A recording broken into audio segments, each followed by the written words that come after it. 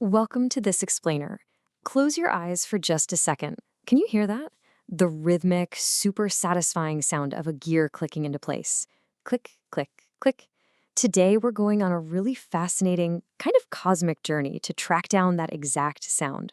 We're going to follow a hidden force that is literally everywhere, from tiny microscopic molecules bouncing around to the evolution of life on Earth, right up to the deep, swirling thoughts inside our own minds. It's called the Ratchet Effect. So let's dive right in. Here's our roadmap for today. We'll be hitting 1. The mechanical one-way street. 2. Physics and perpetual motion. 3. Evolution's mutational meltdown. 4. Society, crisis, and culture. 5. Consumerism and infinite desire. And finally, 6. Unlocking your inner ratchet. All right, let's get started with section 1. The mechanical one-way street. So think about a socket wrench, or even the gears on your bicycle. When you pedal forward, it moves freely, right? But try to pedal backward, and it completely locks up. That is a mechanical ratchet. It's basically a gear with angled teeth and a little lever called a pawl. Imagine that pawl like your finger sliding up a ramp. It slides up the curve's edge and drops down into the gap. Click! Because the back of the tooth is just a flat wall, it gets totally caught. It can only move forward, never backward. And this simple mechanical rule, this one-way street, is actually a brilliant metaphor for so many things in our universe. Moving on to section 2, physics and perpetual motion. Let's shrink way, way down to the size of atoms. Imagine our tiny gear is so incredibly small that it's just sitting in a fluid of vibrating molecules. Back in 1912, a physicist named Marian Smoluchowski, and later the famous Richard Feynman, asked a really brilliant question. They wondered, can we get endless free energy from random molecular heat? Like, if we put a microscopic ratchet in a bath of constantly moving chaotic molecules, a dance we call Brownian motion, would those random bumps push the gear forward? And since it can't go backward, would it just spin forever? Well, Feynman actually proved that if everything is at the exact same temperature, it completely fails. Why? Because that tiny little lever holding the gear, it's also made of molecules. It would just randomly bounce around too, letting the gear slip backward. But here's the cool part. Researchers later built a real-world version using tiny beads, and they shook it vigorously. When you add that huge blast of external energy, making it an out-of-equilibrium granular gas, the ratchet actually works. It literally turns pure chaos into one-way forward motion. Pretty wild, right? Okay, section 3, evolution's mutational meltdown. Now, let's leave the world of physics and step into biology, because this one-way street actually governs how life evolves too. There's a concept called Muller's ratchet. When a living thing reproduces just by copying itself, it copies its entire DNA as one big block. Think of it like making a photocopy of a piece of paper that has a huge smudge on it. The copy gets the smudge, and because there's no mixing of genes from a second parent, that error can't ever be erased. The ratchet clicks forward. Over tons of generations, those errors just pile up until the species eventually faces a mutational meltdown and goes extinct. But nature is incredibly clever. Look at this massive number, 40 million. That is how many years a tiny, microscopic creature called the bladoid rotifer has survived just by copying itself. So how do they survive Muller's ratchet? Well, scientists discovered they cheat. They literally steal foreign genes from their environment. They find stray DNA, like spare parts, and use it to fix their own broken code. Talk about a life hack. All right, section 4, society, crisis, and culture.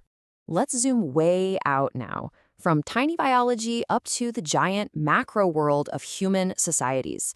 In economics, the ratchet effect is very real. When a family's income goes up, they usually spend more, upgrading their lifestyle. The ratchet clicks forward. But what happens when money gets tight? Data actually shows that we don't easily cut back. We get so used to a certain lifestyle that we stubbornly try to keep our spending high, even when our income drops. Our spending habits really are a one-way street. We see this exact same thing in history and sociology. A historian named Robert Higgs looked at how governments respond to national emergencies. During a crisis, it naturally makes sense that governments expand their power and create new agencies to handle the emergency. But here's the catch. In the post-crisis phase, when the emergency ends, those new powers are rarely fully rolled back. They leave behind a new, higher baseline of rules and agencies that kind of stick around forever. The government's power ratchets upward, crisis by crisis. But hey, this effect isn't all bad. In fact, it's the main reason humans have achieved so much. Psychologist Michael Tomasello calls this the cultural ratchet. When humans invent something awesome, like the wheel or math, we share it. We imitate each other. That knowledge gets locked in. The next generation doesn't have to reinvent the wheel, they just build a better cart. Our shared culture clicks forward, cumulatively saving all that knowledge so we basically never slide backward. Which brings us to Section 5, Consumerism and Infinite Desire. Think about the phone in your pocket or the apps you use every day. The Ratchet Effect is working there too, through something called feature creep. Ever wonder why a family car has 50 buttons you literally never use, or why a simple app gets massively complicated with every update? Competitive pressure forces companies to add every single feature their rival has, and then add one more. You basically can't strip features away. And alongside this, modern tech has created these packaged pleasures. We have this ancient built-in instinct to desire things, but now we get instant gratification. It pushes us to constantly consume without ever having to wait. This leads us to a really striking quote by psychologist Erich Fromm. He said, "We have turned into Homo consumens, a total consumer in a paradise conceived as an infinite warehouse, which transfigures us into an empty cipher, anxious, passive, profoundly discontented, and bored." By empty cipher, he basically means a blank code or a hollow shell. Because modern digital money unhinges us from time and space, we get trapped in this mechanical loop of just wanting more, yet feeling strangely empty inside. Finally, Section 6, Unlocking Your Inner Ratchet. For our final stop, we're going to look intimately inward. We've tracked this ratchet through physics, biology, and history, but what about our own minds? Check out this profound wisdom from an ancient Indian text, the Brihadaranyaka Upanishad. It says, "You are what your deep driving desire is. As your desire is, so is your will. As your will is, so is your deed. As your deed is, so is your destiny."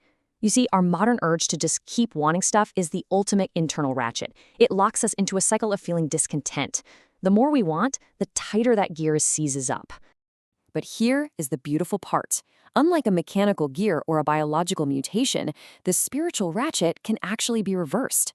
The Katha Upanishad tells us, "The mortal in whose heart the knots of ignorance are untied becomes immortal." We untie this knot when we stop trying to fill that emptiness with infinite wants. By just letting go of the endless desire for more things, we literally unclick the gear. We find peace in what we already have. So, as we wrap up this explainer, take a deep breath. Just pause and think for a second. Look at your own daily life. What wants, what habits, or maybe what endless scrolling on your phone are clicking forward like a one-way gear inside your mind? And more importantly, how can you step out of that cycle? How can you untie the knots of infinite want, release the pull on that gear, and finally find a little stillness? I'm going to leave you with that thought. Thank you so much for joining me on this explainer. Keep wondering, keep learning, and I'll see you next time.